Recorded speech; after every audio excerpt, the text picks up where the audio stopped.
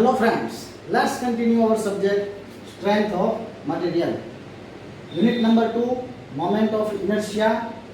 In the last lecture we have solved one problem of moment of inertia. Okay, T section માટે આપણે moment of inertia મેળવવા માટેનો last લેક્ચરમાં આપણે એક એક્ઝામ્પલ ઓલરેડી સોલ્વ કરી લીધો.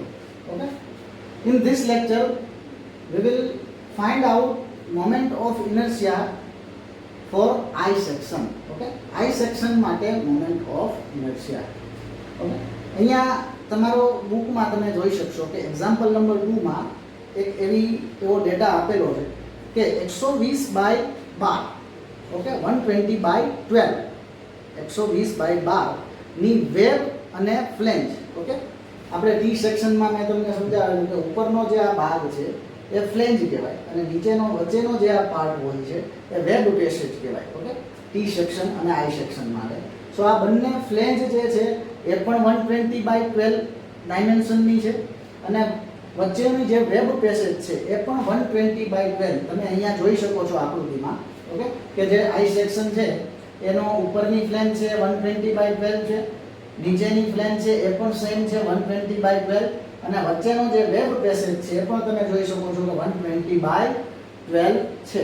તો આપણે આવા 120/12 ની ફ્લેંજ અને વેબ ધરાવતા એક સરખી 120/12 ની ફ્લેંજ અને વેબ ધરાવતા કોઈ આઈ સેક્શનની મોમેન્ટ ઓફ ઇનર્શિયા સેન્ટ્રોઇડમાંથી પસાર થતી જે હોરિઝોન્ટલ અને વર્ટિકલ એક્સિસ છે એને અનુલક્ષીને તેનો મોમેન્ટ ઓફ ઇનર્શિયા મેળવો. ઓકે, આ આપેલો ડેટા છે. ઓકે, એક્ઝામ્પલ નંબર 2 નો. સૌપ્રથમ આપણે શું કરશું તો કે જે ડેટા આપેલો છે એ ઉપરથી આપણે એક આકૃતિ ડ્રો કરીશું. ઉપર અને નીચેની જે પ્લેન છે 120/12, ઓકે, અને વચ્ચેનો વેબ પેસેજ છે એ પણ આપણે દર્શાવશું 120/12. ઓકે, ત્યારબાદ આપણે સૌપ્રથમ શું કરશું તો કે રેફરન્સ એક્સિસ લેશું.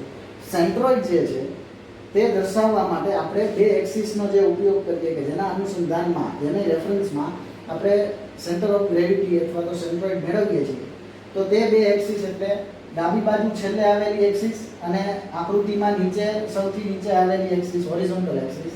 તો આ બંને એક્સિસ છે એ રેફરન્સ એક્સિસ છે, અહીંયા તમે જોઈ શકો છો. ઓકે, હવે આ આઈ સેક્શન જે છે એ તમે જોઈ શકો છો કે વાય એક્સિસ છે એ પણ આકૃતિના બે સરખા ભાગ કરે છે અને એક્સ એક્સિસ છે એ પણ આકૃતિના ઉપર અને નીચે બે એક સરખા ભાગ કરે છે. Okay, so given I section is symmetrical about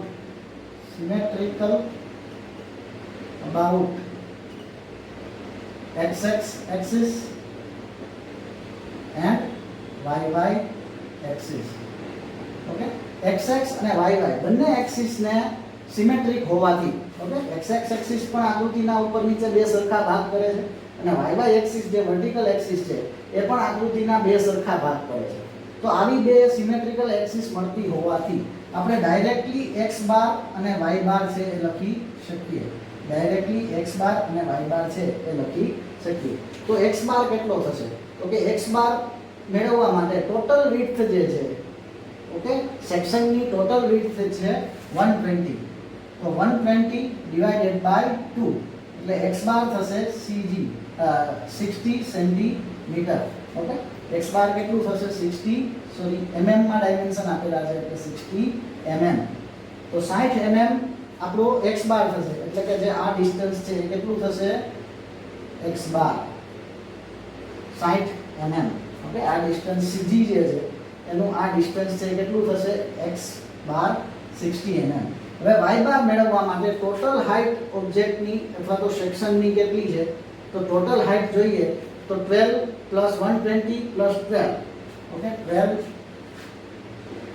+ 120 + 12 is equal to 144 divided by 2.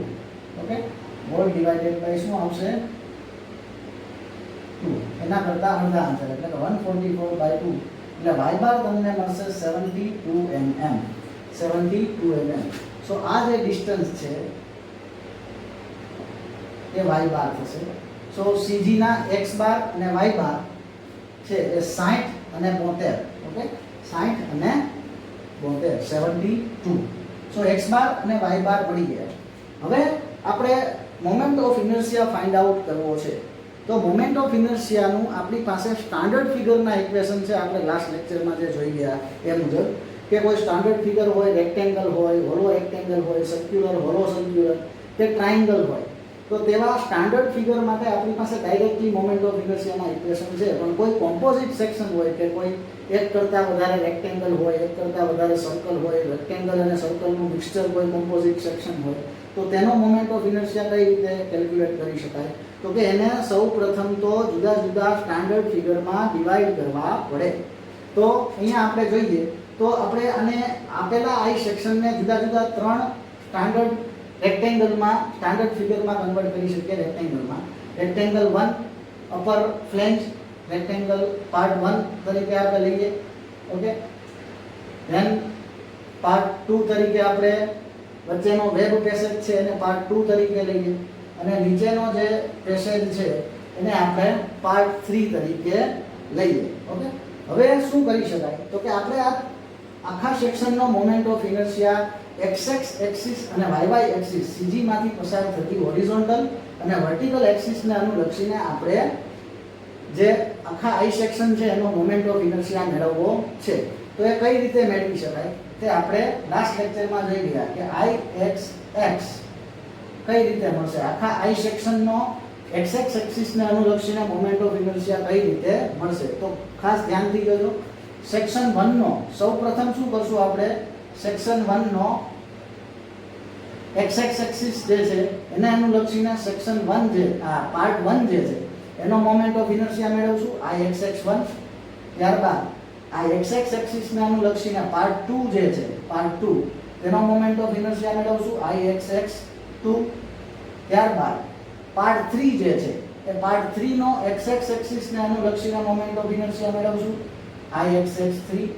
આ ત્રણેય મોમેન્ટ ઓફ ઇનર્શિયા, ત્રણેય પાર્ટ જુદા જુદા પાર્ટ 1, પાર્ટ 2 અને પાર્ટ 3, ત્રણેય પાર્ટનો મોમેન્ટ ઓફ ઇનર્શિયા x એક્સિસને અનુલક્ષીને મેળવી લેવાના, અને એ મેળવી અને ત્રણેયના મોમેન્ટ ઓફ ઇનર્શિયાનો સરવાળો કરવાથી આપણને આખા આઈ સેક્શનનો x એક્સિસને અનુલક્ષીને મોમેન્ટ ઓફ ઇનર્શિયા મળશે. નાઉ ફોર પાર્ટ 1, Ixx1 એટલે કે પાર્ટ 1 માટે Ixx1 એટલે પાર્ટ 1 નો સેક્શનના CG માંથી પસાર થતી હોરિઝોન્ટલ એક્સિસ એટલે કે x એક્સિસ જે છે એને અનુલક્ષીને મોમેન્ટ ઓફ ઇનર્શિયા પાર્ટ 1 નો. તો Ixx1 ઇઝ ઇક્વલ ટુ શું થશે? તો કે પાર્ટ 1 ના CG માંથી પસાર થતી હોરિઝોન્ટલ એક્સિસ, પાર્ટ 1 ના CG માંથી, પાર્ટ 1 નું CG ક્યાં હશે? એક્ઝેક્ટ અહીંયા.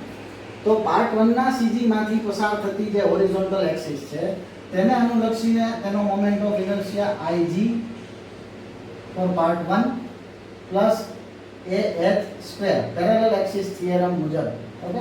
કારણ કે આ એક્સિસ થી આ એક્સિસ છે એ સમાંતર છે, બંને એક્સિસ, ઓકે. x એક્સિસ અને પાર્ટ 1 ના CG માંથી પસાર થતી હોરિઝોન્ટલ એક્સિસ બંને એકબીજાને સમાંતર છે, okay. So H1 A1 area of part 1 into H1 the distance between both these axes square. So Ixx1 is equal to Ig1 plus A1 H1 square થી આપણને Ixx1 મળશે. Now Ig1 એટલે કે part 1 ના CG માંથી પસાર થતી જે એક્સિસ છે, CG માંથી પાર્ટ 1 ના CG માંથી પસાર થતી એક્સિસ તેને અનુલક્ષીને પાર્ટ 1 નો મોમેન્ટ ઓફ ઇનર્શિયા. તો રેક્ટેંગલ માટે આપણે જોઈ ગયા કે હોરિઝોન્ટલ એક્સિસને અનુલક્ષીને મોમેન્ટ ઓફ ઇનર્શિયા થાય b/12 plus area of part 1 into h1 એટલે શું થશે? અહીંયા ખાસ ધ્યાન રાખજો. h1 એટલે આ ડિસ્ટન્સ, આ જે ડિસ્ટન્સ છે બંને એક્સિસ વચ્ચેનો એ શું થશે? h1. અહીંયા જે y બાર છે, ઓકે, y બાર એ કેટલો છે? 72 mm. અને જે x બાર છે એ કેટલો છે? 60 mm, ઓકે. h બાર. હવે આ h1 મેળવવા માટે જે ટોટલ ડિસ્ટન્સ અહીંયા સુધીનું છે, આપણે આ જે વાત કરી આ એક્સિસ થી લઈ અને આ રેફરન્સ એક્સિસ જે હોરિઝોન્ટલ છે તે ટોટલ ડિસ્ટન્સ અહીંયાથી અહીંયા સુધીનું આ ડિસ્ટન્સ એ કેટલું થશે? આ ડિસ્ટન્સ છે એ કેટલું થશે? તો કે 12 + 120 120 અને 12 132 અને 12 ના અડધા. ઓકે, આ ડિસ્ટન્સ છે 6 થશે અહીંયા સુધી, અહીંયાથી અહીંયા.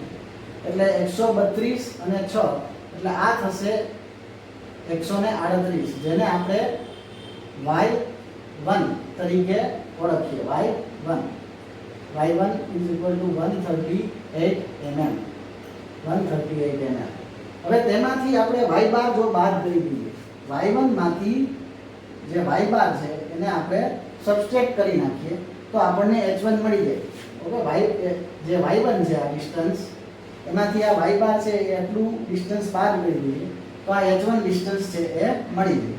સો y1 - y બાર હોલ સ્ક્વેર. નાઉ પાર્ટ 1 માટે b એટલે શું થશે? 120 મલ્ટીપ્લાય બાય d એટલે થશે 12 cube divide by 12 plus area of part 1 થશે 120 by 12 into bracket y1 - y bar એટલે કે 138 માઇનસ કેટલું થશે? 72. y bar means 72 whole square. હવે કેલ્સીમાં જો આનું સોલ્યુશન તમે કરશો, એક સ્ટેપ કરજો, ખાસ ધ્યાન રાખજો. સૌપ્રથમ આની વેલ્યુ મેળવશો.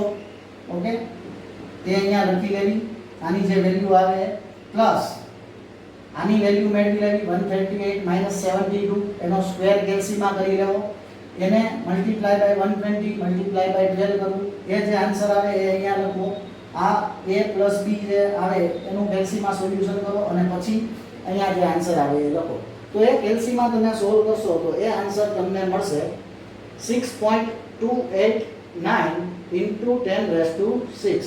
ઓકે, 6.289 × 10⁻6 અને યુનિટ મોમેન્ટ ઓફ ઇનર્શિયાનો mm/4. સો Ixx1 તમે આ રીતે મેળવી શકશો. ઓકે, હવે આપણે વાત કરીએ પાર્ટ 2 માટે. પાર્ટ 2 માટે Ixx2 એ શું થશે? તો કે Ig2 એટલે કે પાર્ટ 2 ના CG માંથી જે પસાર થતી એક્સિસ છે, હોરિઝોન્ટલ એક્સિસ. ઓકે, પાર્ટ 2 ના CG માંથી પસાર થતી જે હોરિઝોન્ટલ એક્સિસ છે તેને અનુલક્ષીને તેનો moment of inertia plus area of part 2 × h2². હવે પાર્ટ 2 નું CG તમે અહીંયા જોશો તો પાર્ટ 2 નું CG અને આખા I સેક્શન નું CG એક જ જગ્યાએ હશે, એક જ બિંદુએ હશે. ઓકે, અહીંયા જ. રેડી? સો પાર્ટ 2 ના CG માંથી પસાર થતી એક્સિસ ને અનુલક્ષીને મોમેન્ટ ઓફ ઇનર્શિયા તેનો bd³/12 plus area of part 2 એ થશે 120/12. હવે h2 એટલે શું? તો કે પાર્ટ 2 ના CG માંથી પસાર થતી હોરિઝોન્ટલ એક્સિસ અને આખા I સેક્શન ના CG માંથી પસાર થતી હોરિઝોન્ટલ એક્સિસ, એના વચ્ચેનું ડિસ્ટન્સ. બરાબર? તો અહીંયા પાર્ટ 2 નું CG અને આખા I સેક્શન નું CG એક જ બિંદુએ છે, એટલે બંનેના CG માંથી પસાર થતી એક્સિસ સેમ થશે. તો એ બંને એક્સિસ સેમ હોવાથી એમના વચ્ચેનું ડિસ્ટન્સ કેટલું થઈ જશે? 0.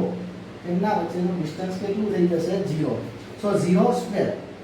સો 0 ઇન્ટુ મલ્ટીપ્લિકેશનમાં કાંઈ પણ હોય, આ સ્ટેપ આખું કેવું થઈ જશે? 0. તો ફક્ત વેલ્યુ આવશે bd³/12. હવે પાર્ટ 2 માટે b એટલે કે આ વિડ્થ, એક b કેટલું થશે પાર્ટ 2 માટે? 12 મલ્ટીપ્લાય બાય d એટલે એની હાઈટ થશે 120 whole cube divided by 12. Okay, divided by 12 અને plus 0. So it's very simple. હવે કેલ્સીમાં તમે આ સ્ટેપનું સોલ્યુશન જો કરશો કેલ્સીમાં તો તેનો આન્સર આવશે 1.728 × 10⁻6. 1.728 multiply by 10⁻6 mm/4. Okay, Ixx2. So Ixx1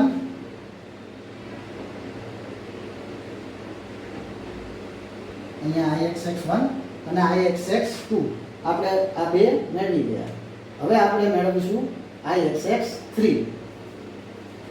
Now for part 3 Ixx3 is equal to part 3 ના CG માંથી પસાર થતી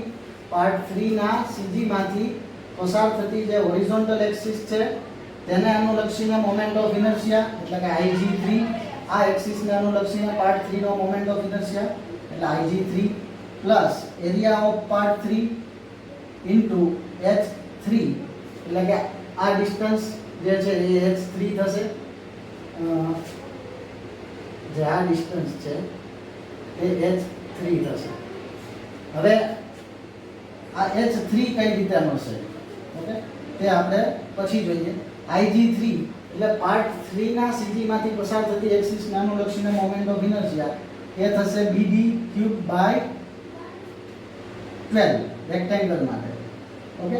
area of part 3 into h3 જે છે h3 આ h3 વેલ્યુ કઈ રીતે મળશે ઓકે. આ વેલ્યુ જે છે પાર્ટ 3 ના CG નું જે વર્ટિકલ ડિસ્ટન્સ છે રેફરન્સ એક્સિસ થી એ y3 થશે અને y3 કેટલું થશે તો કે y3 થશે 6 mm.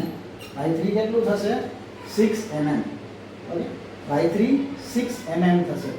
અહીંયાથી આ ડિસ્ટન્સ જે છે એ y3 6 mm થશે. y3 6 mm. હવે આ y બાર છે એમાંથી આ y3 જો સબટ્રેક્ટ કરી દેવામાં આવે તો h3 મળી જાય. સો h3 કેટલું થશે y બાર માઈનસ y3 એનો square okay. y bar minus y3 whole square. Now part 3 માટે b એટલે કેટલું થશે 120 multiply by 12 cube divided by 12 plus area of part 3 120 cross 12 y bar 72 minus y3 6 whole square. હવે કેલ્સીમાં આ એક દરેક step જો વારાફરતી કેલ્ક્યુલેટ કરવામાં આવે તો Ixx3 છે એ પણ તમને મળશે 6.289 into 10⁻6 mm⁴. ઓકે. પાર્ટ 1 નું જે તમને xx એક્સિસ ને અનુલક્ષીને મોમેન્ટ ઓફ ઇનર્શિયા મળેલો એ સેમ ટુ સેમ તમને પાર્ટ 3 નો મોમેન્ટ ઓફ ઇનર્શિયા મળશે ઓકે. હવે Ixx મેળવવા માટે તમારે શું કરવું પડશે? Ixx મેળવવા માટે તો કે Ixx1 એટલે કે 6.289 into 10⁻6 પ્લસ Ixx2 એટલે કે 1.728 into 10⁻6 અને પ્લસ Ixx3 એટલે 6.289 into 10⁻6 ઓકે. દરેક પાર્ટનો xx એક્સિસને અનુલક્ષીને મોમેન્ટ ઓફ ઇનર્શિયાનો સરવાળો કરીએ એટલે આપણને xx એક્સિસને અનુલક્ષીને આખા I સેક્શનનો મોમેન્ટ ઓફ ઇનર્શિયા મળશે 14.306 into 10⁻6 14.306 into 10⁻6 અને યુનિટ આવશે mm⁴. યુનિટ લખવાનું ખાસ ભૂલશો નહીં. સો આ Ixx મળી ગયું.